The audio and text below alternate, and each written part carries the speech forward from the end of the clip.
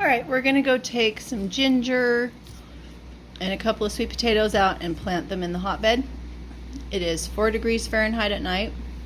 It will be up into the 20s today, which is high for what we're doing right now.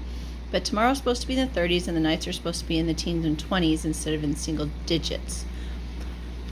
So, a lot of people will tell you to start this in your window and get slips from it. What I do is I just go plant it in the hotbed, and then as the slips come up and they're starting to get longer, I just pop the slips off and stick them somewhere else in the hotbed and they root, and that's how I do my sweet potatoes. Hey guys, so I'm in the greenhouse with the hotbed. It is in the 80s in here right now. And I need to put up some stakes on the side to hold the frost cloth for when I'm attending to the plants. So I'm going to go ahead and put those up now. So I've just got some lathe and some screws and I'm going to put them up.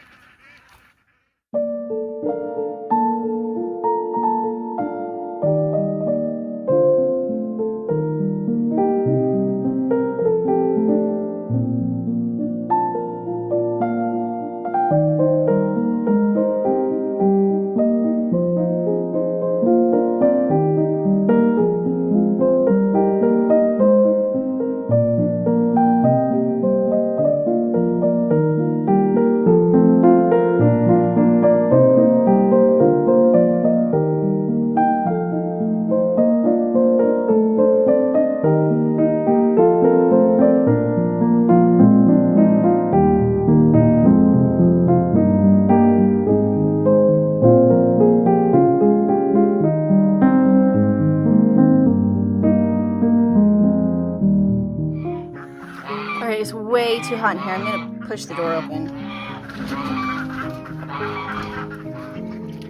Hi, buddy. Okay, so this is what we got outside, and I swear it's in the 90s in there. Whew! So hot.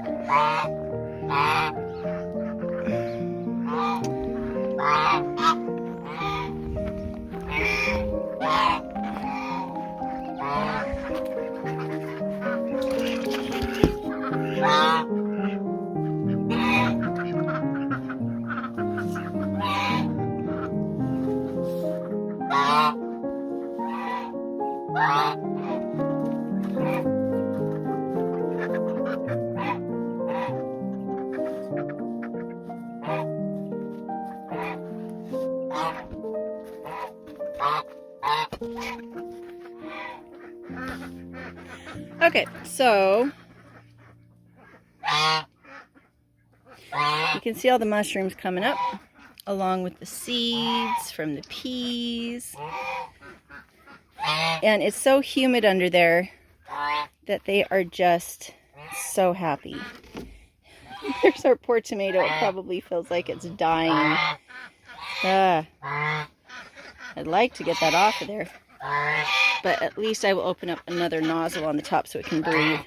So, here's our bok choy top soy.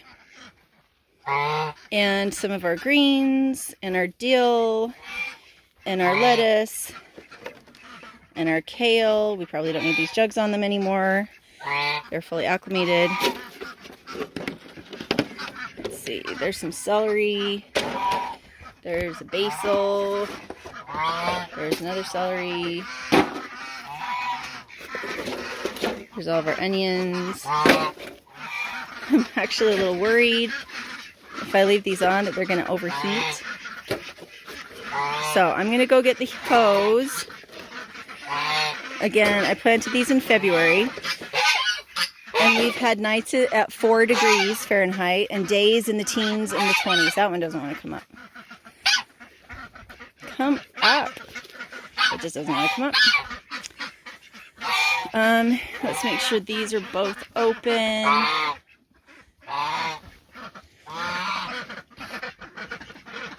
Super duper happy. Very warm in there. So I need to water these guys, and then I'm going to put the cover back on 1 layer probably instead of 2 layers. I've got to get everybody out so that the chickens don't come in and scratch things up. But I do need to plant my sweet potatoes really quick while I'm thinking about it. So you plant it the same way you plant a normal potato. You just stick it in the ground. And what'll happen is that, in fact, I'm probably going to take this spot right here. What happens is it starts to send up these little runners, these little sprouts. And when it does that, I take the sprouts and stick them in other spots in the hotbed. So I'm just going to leave that little bit exposed. Now, I'm going to put this other guy in, but while I'm putting this guy in, I'm going to talk about ginger. Ginger likes shade. Ginger loves shade. And so if I plant my ginger in here too, by the way, the bed is probably about 105 degrees right now. 103, 105. So as long as I keep the humidity up, everything should be super fine. I'm only watering about once every 3 or 4 days because it's the steam coming up through the bed that's watering the top. So with the ginger, I can put it in, but I've got to make sure that it's in shade instead of in bright sunlight. So it should actually be pretty happy right here. I just need to make sure that I mark it or something. What should I mark it with?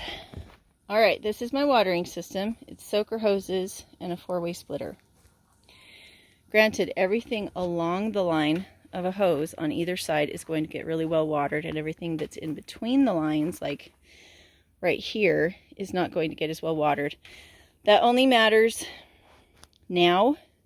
As we get a little bit further down the line, what's going to happen is that the roots of the plants are going to take over, and everything that gets watered on the top, it kind of shares once it's under the surface. So I have watered with the automatic system right now, but what I also need to do is when I'm finished, I'm going to spray it all down really lightly so that those shallow roots get some water.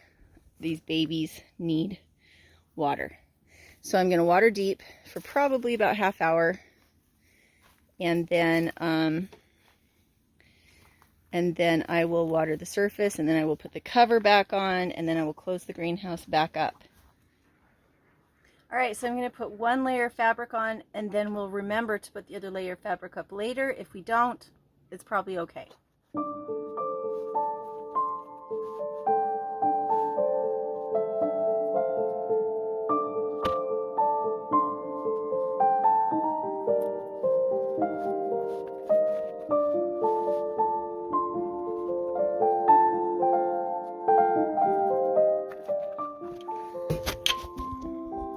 All right, so this piece is just one big wide piece. It's 12 feet wide.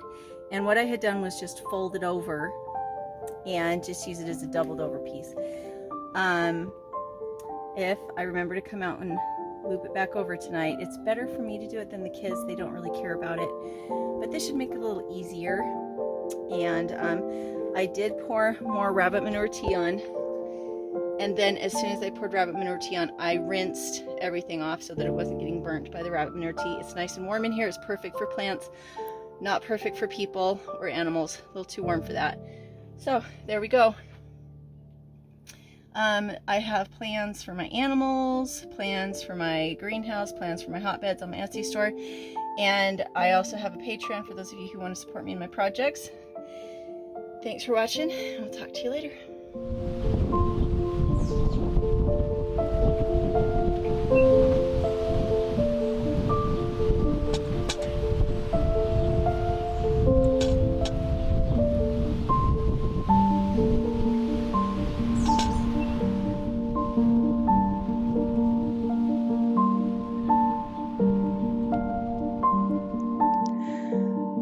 For those of you who have seen my ads for Paul Wheaton's courses over the last couple of months, I want to let you know that I am paid $41.60 for each of these ads, and not making $1 million on them, but I do appreciate Paul's support because they have allowed me to do things like pay for kids' school clothes. So with no further ado, I will let this ad speak for itself, and thank you for your patience and support.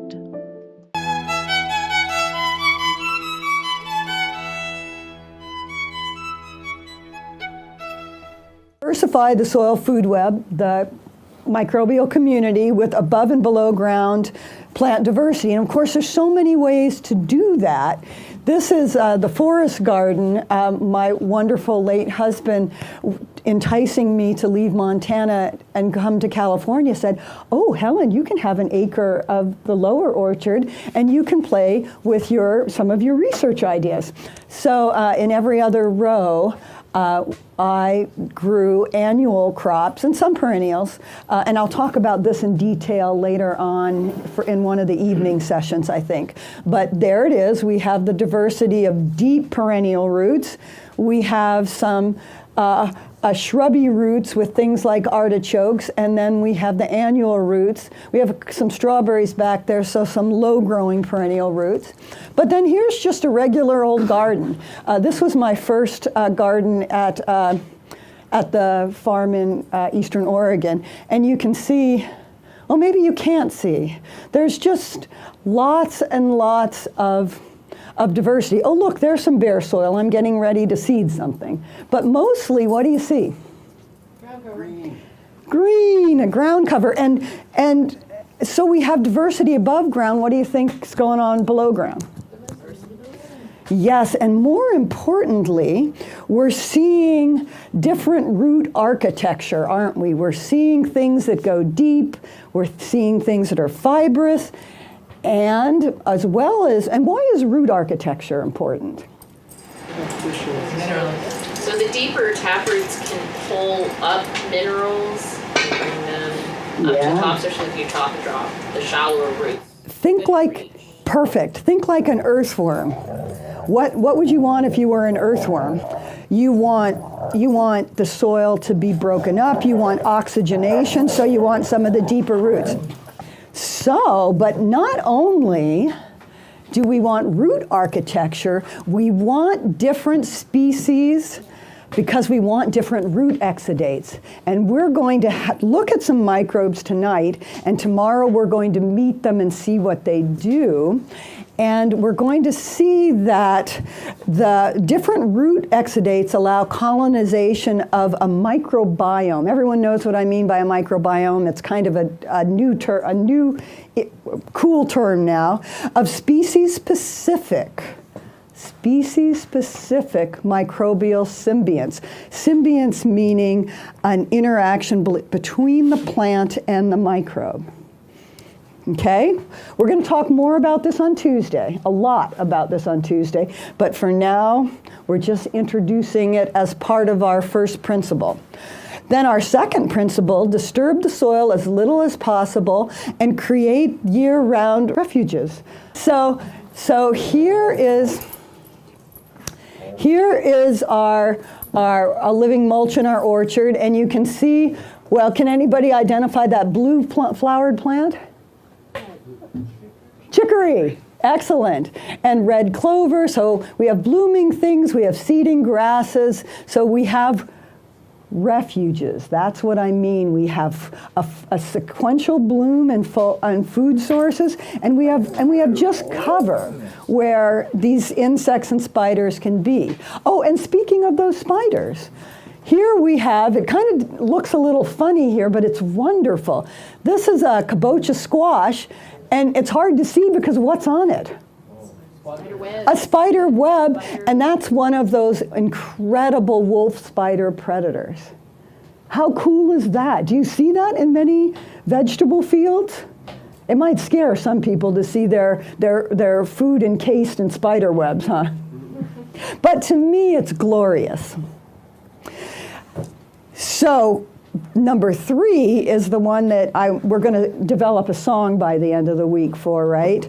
Keep a growing root in the soil year round. And there's a couple of pictures of my farm in Montana and the orchard in California, actually, and how we did it this is a purely legume, all red clover, and this is a species mix of about 25 different species, grasses, legumes, and weeds.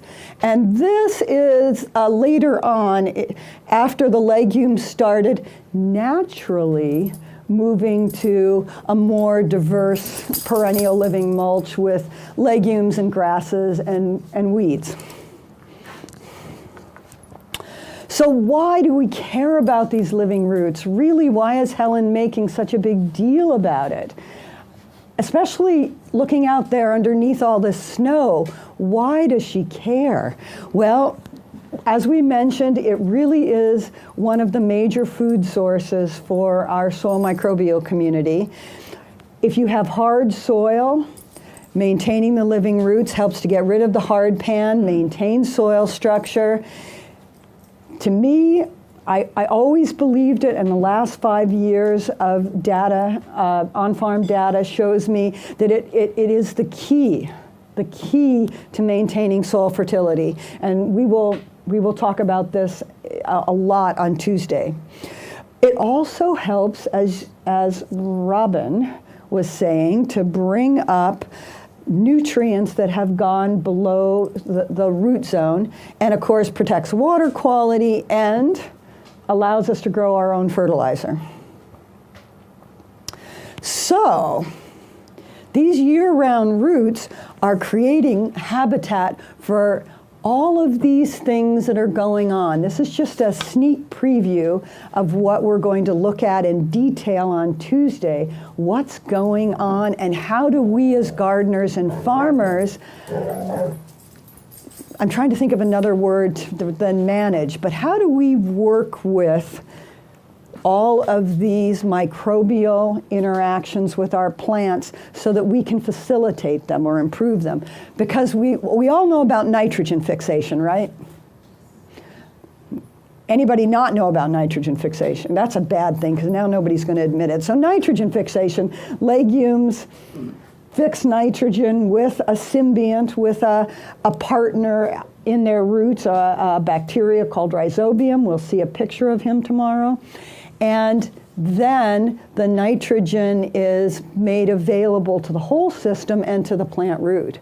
We also have our disease suppressive organisms for biological control.